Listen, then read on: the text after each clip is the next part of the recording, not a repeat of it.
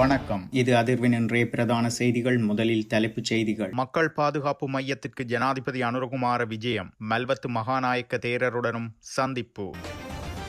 பாதிக்கப்பட்ட மன்னார் மக்களுக்கு உதவ அனுராதபுரத்திலிருந்து 400க்கும் மேற்பட்டோர் வருகை.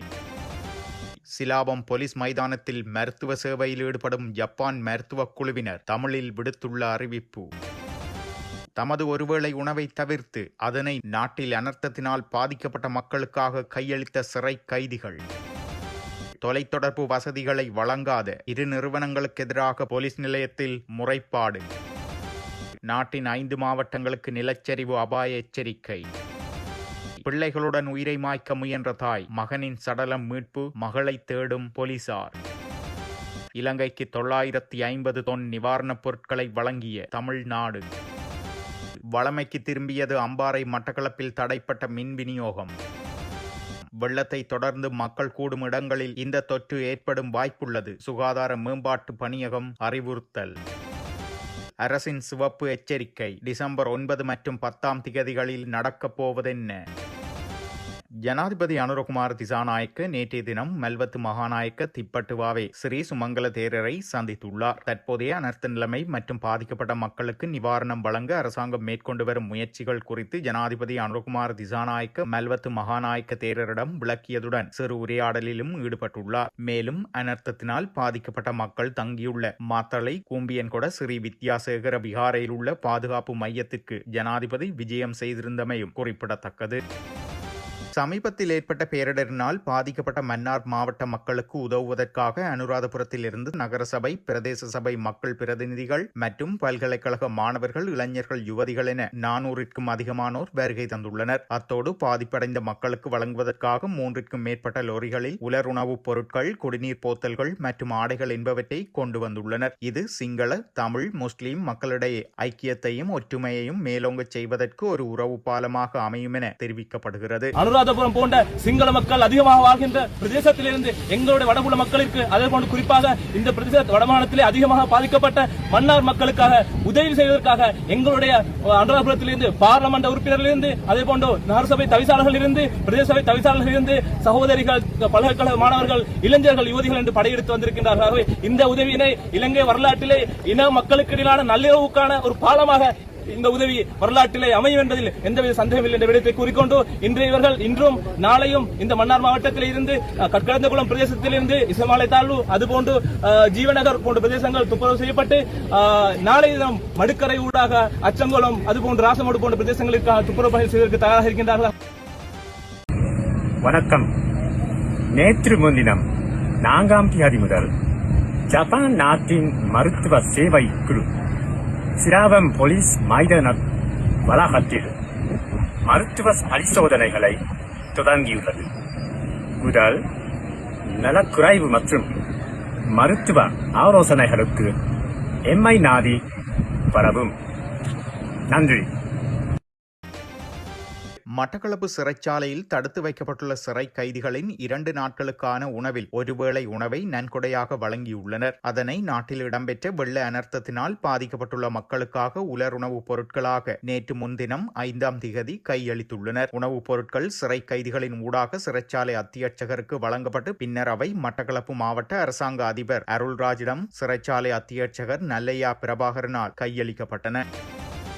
அக்கரைப்பற்று போலீஸ் நிலையத்தில் நாட்டின் பிரதான 2 தொலைத்தொடர்பு நிறுவனங்களுக்கு எதிராக இணைய செய்தி சேவை நிறுவனரால் முறைப்பாடொன்று பதிவு செய்யப்பட்டுள்ளது. இவ்விடயம் தொடர்பில் அவர்கள் தெரிவிக்கையில், தங்கள் தொலைத்தொடர்பு வசதிகளை வழங்கும் பொருட்டு முற்பணத்தை பெற்றுக்கொண்ட பின்னர் கடந்த 27ஆம் திகதியிலிருந்து இன்று வரை எந்தவிதமான முன்னறிவித்தலுமின்றி தங்களுடைய தொலைத்தொடர்பு வசதிகளை வழங்காமல் இவர்கள் ஏமாற்றியுள்ளனர். மேலும் தொலைத்தொடர்பு வசதிகளை வழங்காத நாட்களுக்கும் சேர்த்து பணத்தை அறவிட்டு இந்த நிறுவனங்கள் மோசடி செய்துள்ளன. அதேவேளை முன்னறிவித்தலின்றி இவர்கள் தொலைத்தொடர்பு வசதிகளை இடைநிறுத்தியமையினால் எமது தொழில் நடவடிக்கைகள் முற்றிலுமாக முடங்கியுள்ளன. மேலும் நாட்டில் பேரிடர் ஏற்பட்ட காலப்பகுதியில் இவர்கள் இவ்வாறு முன்னறிவித்தலின்றி தொலைத்தொடர்பு வசதிகளை முடக்கியமையினால் எமது குடும்பத்தவர்கள் மற்றும் நண்பர்களின் நலன்கள் பற்றி அறிய முடியாத நிலை ஏற்பட்டுள்ளது. அதன் காரணமாக நாங்கள் மன உளைச்சலுக்கு ஆளாகியுள்ளோம். எனவே இந்த 2 நிறுவனங்களின் ஏமாற்று மற்றும் மோசடி வேலைகளுக்கு எதிராக சட்ட நடவடிக்கை எடுக்குமாறு எங்கள் முறைப்பாட்டில் கோரிக்கை விடுத்திருக்கிறோம். இது தனிப்பட்ட முறைப்பாடல்ல, பாதிக்கப்பட்ட அனைத்து மக்களினதும் சார்பானதென அவர்கள் தெரிவித்துள்ளனர்.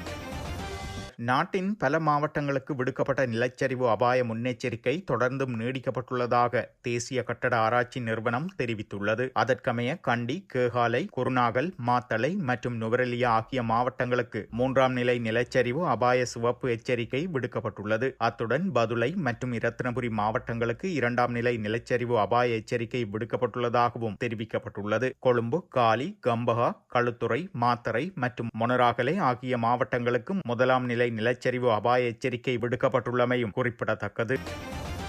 அனுராதபுரத்தில் தாயொருவர் 2 பிள்ளைகளுடன் உயிரை மாய்க்க முயன்ற நிலையில் அவரது மகனின் சடலம் நேற்றைய தினம் மீட்கப்பட்டுள்ளது. மொரட்டுவையிலிருந்து அனுராதபுரத்திற்கு சென்ற தாய் தனது 2 பிள்ளைகளுடன் மெல்வத்து ஓயாவில் குதித்து உயிரை மாய்க்க முயன்றுள்ளார். இதனை அடுத்து நீரில் அடித்து செல்லப்பட்ட மகனின் சடலம் அனுராதபுர நகரத்தின் மிகுந்துபுர பகுதியில் மீட்கப்பட்டுள்ளது. உயிரிழந்த நிலையில் 8 வயது தீசிகா மிரியகல்ல என்ற சிறுவனின் சடலம் கண்டுபிடிக்கப்பட்டுள்ளது. மெல்வத்து ஓயாவில் அடித்து செல்லப்பட்டு காணாமல் போன 4 வயது சிறுமி சித்துல்யா மீரிகல்லவை தேடும் நடவடிக்கையில் போலீஸ் குழுவினர் ஈடுபட்டுள்ளனர். 5 நாட்களுக்கு முன்னர் 2 பிள்ளைகளின் தாயான ஒருவர் தனது 8 வயது மகன் மற்றும் 4 வயது மகளுடன் மிகுந்துபுர பாலத்திலிருந்து மெல்வத்து ஓயாவில் குதித்ததாக போலீசார் தெரிவித்துள்ளனர். தமிழக அரசு சார்பில் இலங்கைக்கு சென்னை மற்றும் தூத்துக்குடி துறைமுகங்களில் இருந்து கப்பல் மூலம் 950 தொன் நிவாரணப் பொருட்கள் நேற்றைய தினம் அனுப்பி வைக்கப்பட்டுள்ளது. இலங்கை மக்கள் இந்த துயரில் இருந்து மீண்டு வரும் வகையில் தமிழக அரசு துணை நிற்கும் என்றும் துயருறும் மக்களுக்கு உணவுப் பொருட்கள், மருந்து பொருட்களை வழங்கிட அதிகாரிகள் குழுவை அமைக்கின்றோம் என்றும் அவர்கள் மீண்டெழுந்திட துணை நிற்போம் என்றும் தமிழக முதலமைச்சர் கூறியிருந்தார். இதேவேளை புயலால் உயிரிழந்தவர்களுக்கு தமிழக முதலமைச்சர் மு.க. ஸ்டாலின் தனது அனுதாபத்தையும் ஆழ்ந்த இரங்கலையும் தெரிவித்திருந்தார். இந்நிலையில் சென்னை துறைமுகத்தில் இருந்து நேற்றைய தினம் நிவாரணப் பொருட்களை சுமந்து செல்லும் கப்பலை முதலமைச்சர் மு.க. ஸ்டாலின் கொடியசைத்து அனுப்பி வைத்திருந்தமை குறிப்பிடத்தக்கது. மகியங்கனை ரந்தம்பே அதிவலி மின்கம்பி கட்டமைப்பு இடிந்து வீழ்ந்ததைத் தொடர்ந்து ஏற்பட்ட மின் விநியோக தடங்களால் அம்பாறை மற்றும் மட்டக்களப்பு ஆகிய மாவட்டங்களில் மின்சாரம் தடைப்பட்டிருந்தது. வெள்ள அனர்த்தத்தினால் கடந்த நவம்பர் 27ஆம் திகதி இடம்பெற்ற இந்த சம்பவத்தை அடுத்து முன்னெடுக்கப்பட்ட மின் விநியோக கட்டமைப்பின் மீள் நிர்மாணத்தை தொடர்ந்து நேற்று பிற்பகல் அப்பகுதிக்கான மின்சாரம் வழமைக்கு திரும்பியுள்ளது. மின்சார இணைப்பை மீள வழங்குவதற்கான துரித முயற்சிகளை இலங்கை மின்சார சபையினர் மேற்கொண்டிருந்தனர். சமீபத்திய வெள்ளத்தை தொடர்ந்து மக்கள் கூடும் இடங்களில் கண் தொற்றுக்கள் எளிதில் பரவக்கூடும் என்பதால் சுகாதார மேம்பாட்டு பணியகம் மக்கள் விழிப்புடன் இருக்குமாறு எச்சரித்துள்ளது. கண் தொற்றுகளில் இருந்து தங்களை பாதுகாத்துக் கொள்ள சுகாதார நடைமுறைகளை பின்பற்றுமாறு சுகாதார மேம்பாட்டு பணியகம் மக்களுக்கு அறிவுறுத்தியுள்ளது. கண் தொற்றுகளின் அறிகுறிகளாக கண்களில் சிவத்தல் மற்றும் வீக்கம், நீர் வடிதல் மற்றும் வெளியேற்றம், ஒளி உணர்திறன், அரிப்பு, கரடுமுரடான தன்மை ஆகியவை சுட்டிக்காட்டப்பட்டுள்ளது. சோப்பு மற்றும் தண்ணீரால் அடிக்கடி கண்களை கழுவுதல், அடிக்கடி தொடும் மேற்பரப்புகளை கிருமி நீக்கம் செய்தல், இருமல் மற்றும் தும்மலின் போது முகத்தை மூடிக்கொள்ளுதல், கண்களில் பயன்படுத்தப்படும் லென்ஸ்களை முறையாக சுத்தம் செய்தல் மற்றும் அறிகுறிகள் 1 வாரத்திற்கு மேலாக நீடித்தால் மருத்துவ ஆலோசனையை பெறுதல் ஆகியவை மக்களுக்கு அறிவுறுத்தப்பட்டுள்ளது. தொற்று பரவுவதை தடுக்க கண்களை தொடுவதையோ அல்லது தேய்ப்பதையோ, தனிப்பட்ட பொருட்களை பகிர்ந்து கொள்வதையோ தவிர்க்குமாறும் மக்களுக்கு அறிவுறுத்தப்பட்டுள்ளது.